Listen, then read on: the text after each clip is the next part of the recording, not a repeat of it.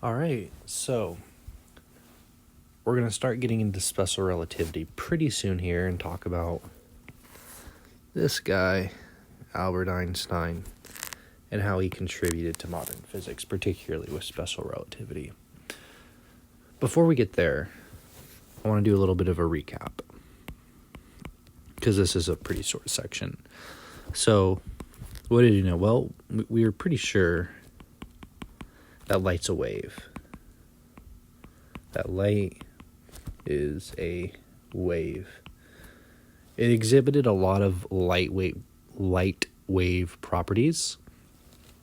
And we also saw from Maxwell's equation that the speed of light was 1 over the square root of mu naught times epsilon naught.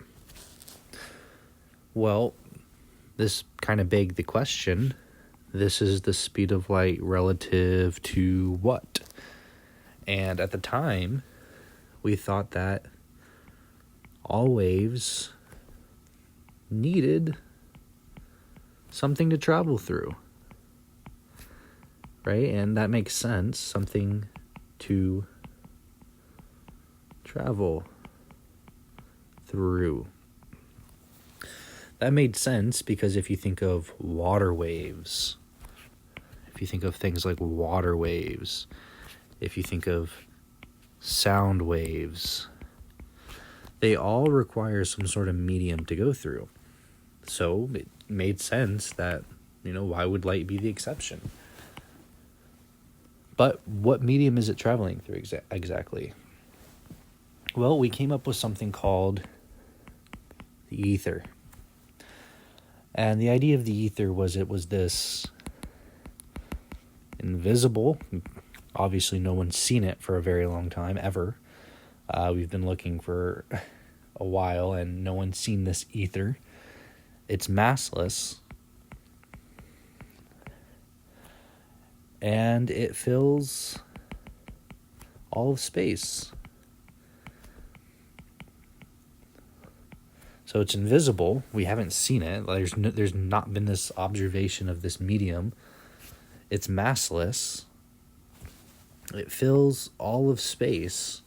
You think about it, we see light traveling through the vacuum of space. So that means light from the sun has to be going through this medium. Light from distant stars have to be coming through this medium. Light around Earth has to be coming through this medium. And really not detectable. Not detectable. So kind of this mysterious medium that for a good part of the early in the 1900s and even before, people were looking into their ether until I think it was 1905, 1906, where Einstein came up with the special theory of relativity. And we'll talk about, this is all relevant, I promise, how that relates to this. So let's remember the train analogy we did in a previous video. So let's say you have a stationary train. It's not moving. And you have your friend. And you have you. And you're some distance away from each other. And let's say you both throw at velocity v. Well, the distance d, is equal to the rate, which is the velocity, times time. So distance over velocity is equal to time. The time it takes a ball from this guy to throw it over here, and I'll use a different color, and the time from this guy to throw it here is the same, right? We would say, let's say this is guy 1 and this is guy 2. We would say T1 equals T2. That makes sense. But let's beef it up just a little bit. We'll do the exact same train with the exact same guys who throw at the exact same velocity, but with a catch. Now, this train is moving at a velocity u. that changes things because now we have this sort of wind, this wind effect from over here, right? Once the train's moving, this movement through this medium is creating this wind. It's hard to see. I'm trying to draw decent arrows. Hopefully that makes sense. You see the train moving, you're going to have this wind push over there. And now what happens? Well, guy 1, it's still distance equals velocity over time.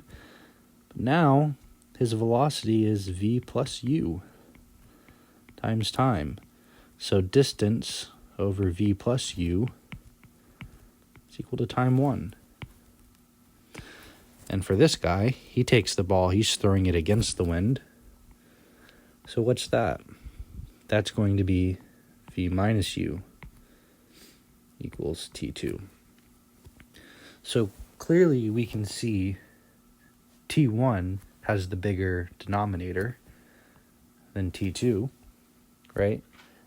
And if that's the case, if you have a bigger denominator, that makes your number smaller. So that means t1, I'll use the same color, must be greater than t2. Well, the idea is you would have something similar with the ether. We must be moving in the ether. So kind of like how we have this wind from the train, if we think of, we'll use yellow for the sun, even though it's not really yellow. We'll use blue for the planet. If we had this sort of elliptical, that's not exactly what it looks like. It'll be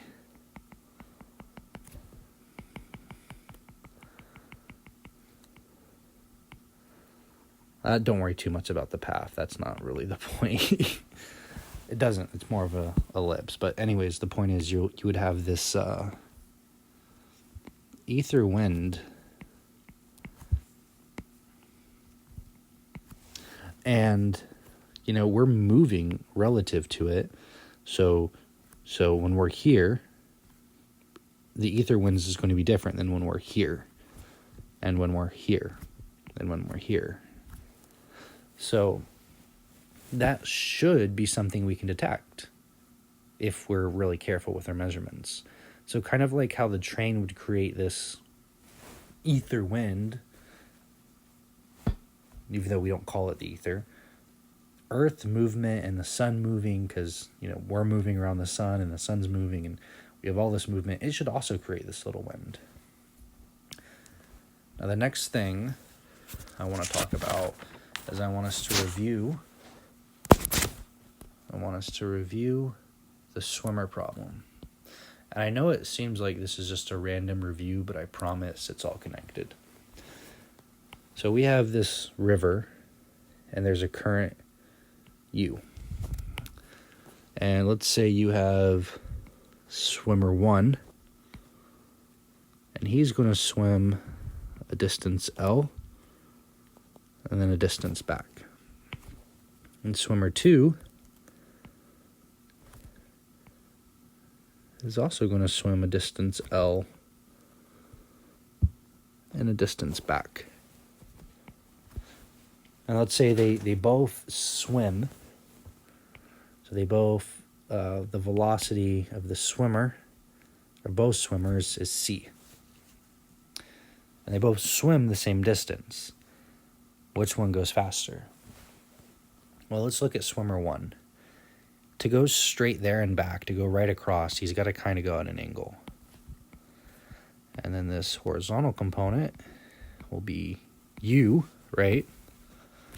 He's going to let the current drag him horizontally.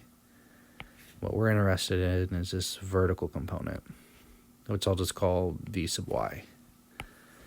And we know c squared, that's u, is equal to u squared plus vy squared. So c squared minus u squared square root is v sub y. That's our rate. Now, what do we know? We know distance equals rate times time. So time is distance over rate. So the distance the swimmer travels, he travels a distance L here. And then he swims the exact same distance back. So 2L. So our distance is 2L all over the square root of c squared minus u squared. And this is time 1. It might be easier if we look at this equation a little differently, but let's go ahead and look at the other part too. So the other guy, he goes a distance the first time he's going with the current. So we'll say that's L over, that's his distance, over his speed, plus he swims, so this first part, he's swimming here with the current. He goes a distance of L and his speed plus the current. But then to finish, he's got to go against the current. So he's going another distance, L, except now it's c minus u. So that's L times c minus u. I'm just getting common denominators. L times c plus u all over c plus u times c minus u. So that's LC minus LU plus LC plus LU all over c squared minus u squared if we FOIL that. So we'll see this drop. So you have 2LC all over c squared minus u squared. Okay.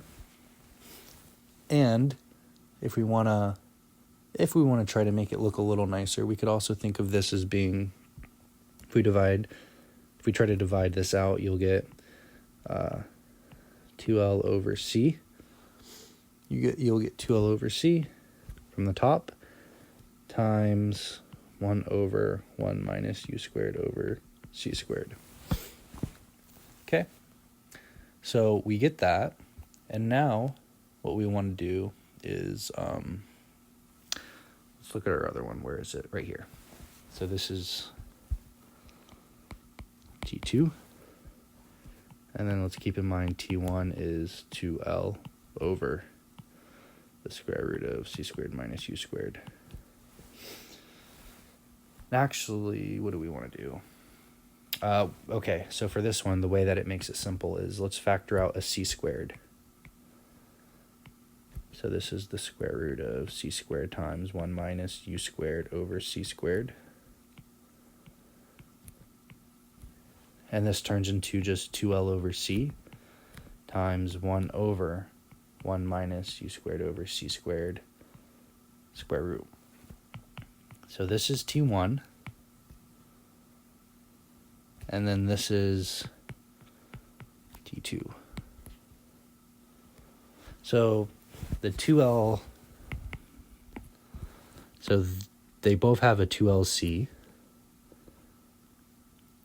But the difference is for swimmer 1, they both have a 1 over, right? They both have that, and they both have this in common. But the only difference is for T1, there's a square root in the denominator, right? Well, again, the smaller the denominator, you're going to be dividing by a smaller number. So we see that time 1 is the fastest. So this swimmer wins. Hopefully that makes sense. A little bit of algebra manipulation to make it easier to see, but these aren't even. This guy will win the race. Well, that is basically our experiment here, where we have, let's do this. We have,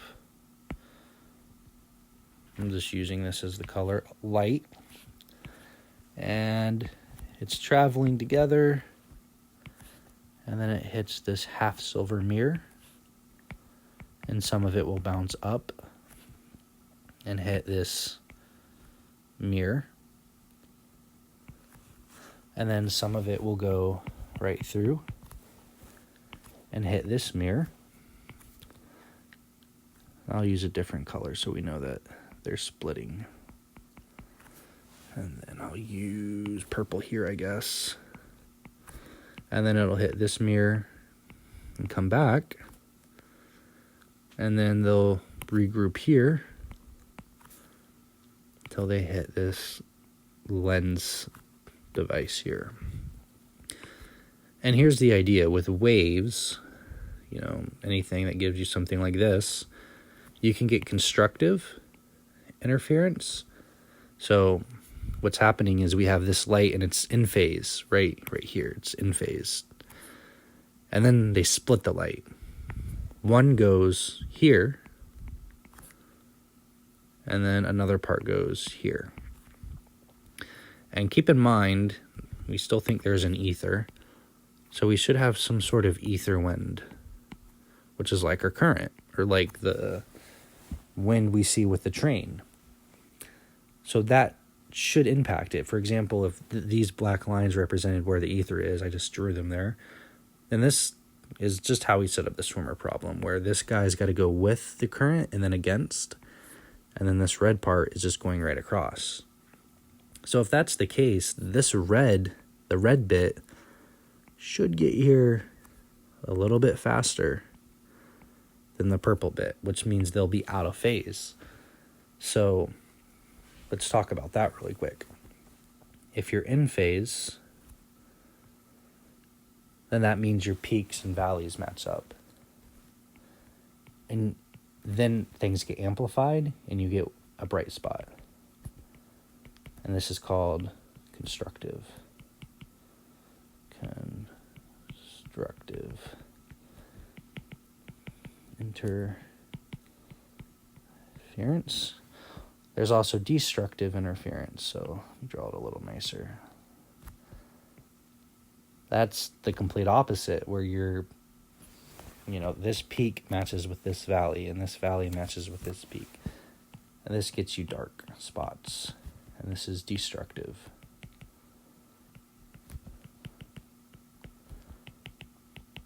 Interference. So if this red light, which we've shown is going to go faster than the purple light, these wavelengths won't be in phase when they get here, right? The red light's going to beat the purple light in this case, and we're going to see some sort of destructive interference, and we can see how fast, you know, we're moving relative to this ether.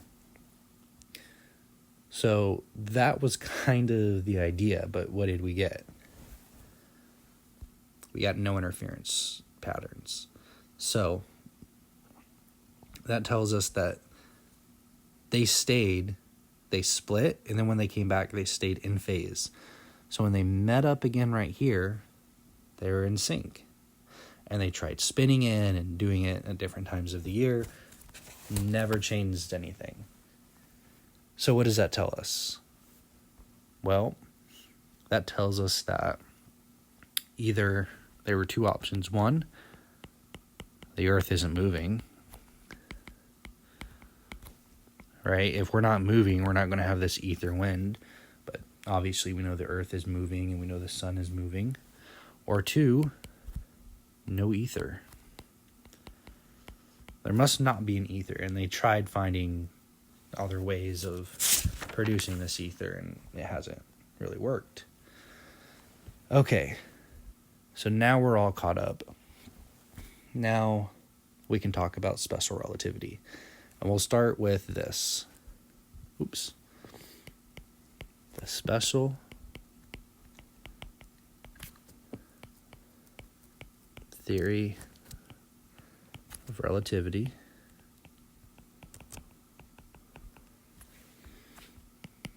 is based on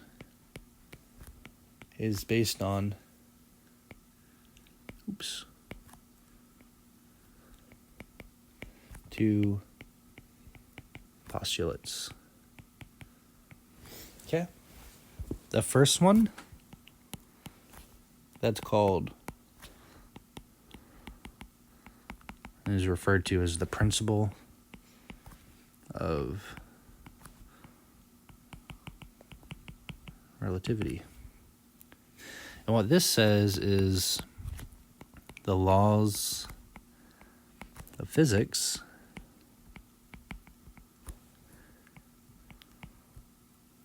are the same in all inertial reference frames.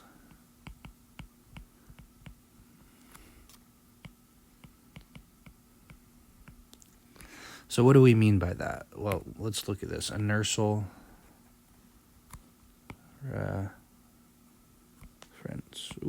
frames. That basically means it's not accelerating. So constant velocity. So examples that aren't would be, if you're ever in a car and you see it accelerate really, really quick, you kind of get pushed back in your seat, right? You feel a push.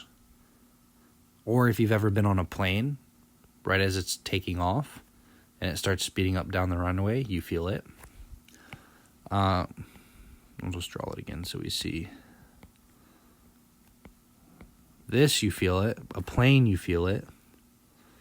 If you're flying in a plane, you'll be pushed back in your seat a little bit. So if you're going around a merry-go-round, you have this centripetal acceleration. That's not what we're talking about. Basically, if you're moving with a constant speed and you're not rotating like that, that's the kind of reference frame we're talking about. Now the second one, and this is also pretty big, it's the principle of the constant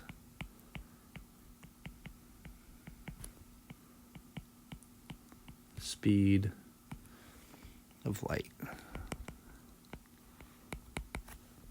And basically, this is just saying that the speed of light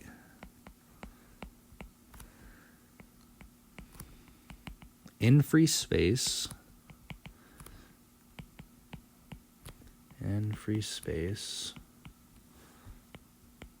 has the same value c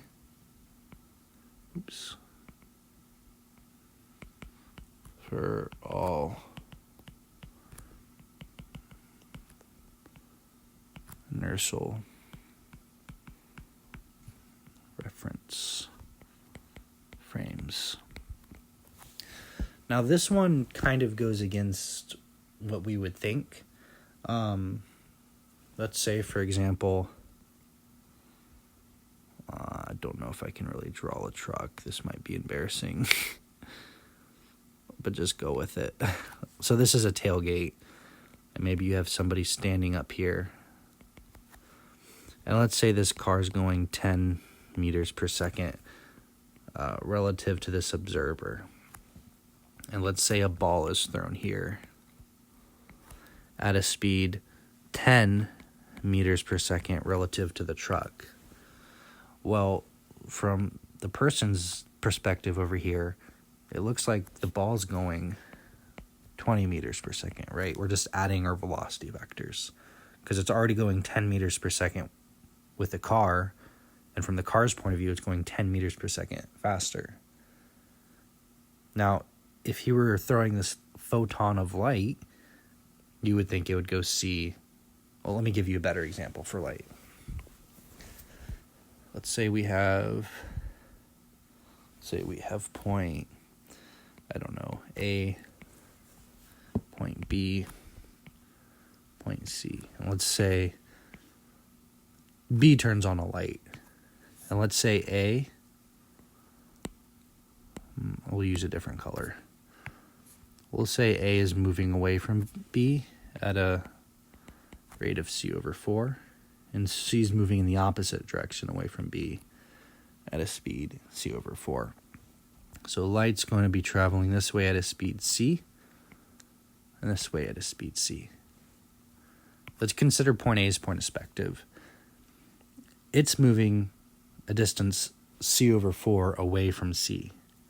So for A, right, what is it C? Well, it's going c over 4. But what's happening?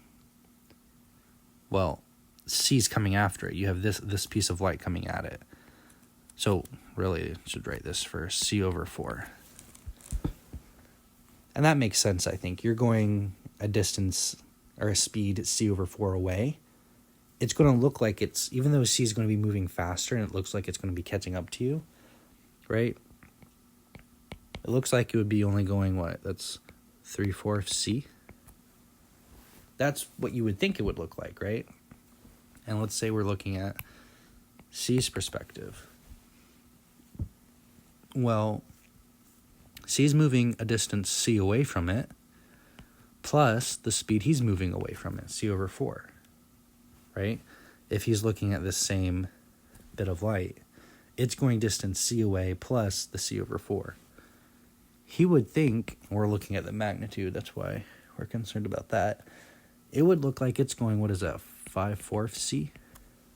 That's at least what makes sense if we think of kind of the classical relativity point of view. That seems to be what would make sense, but Einstein says no.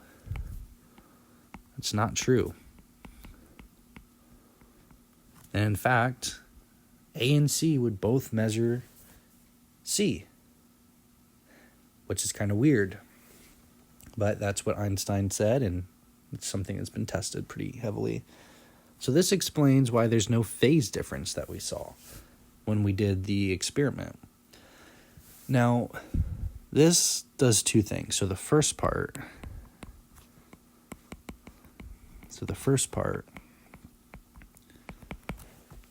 there's not a preferred frame of reference. So before, way up here, when we looked at Maxwell's, we saw the speed of light was this, 1 over the square root of mu naught times epsilon naught.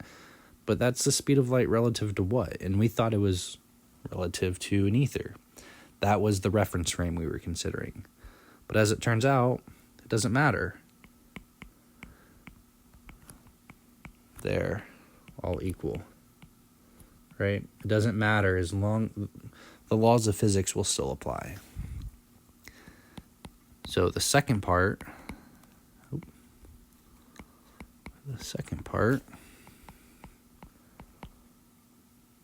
that also is important because it says there's not a single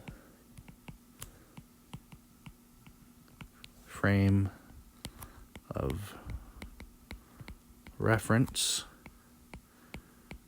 where the speed of light is c.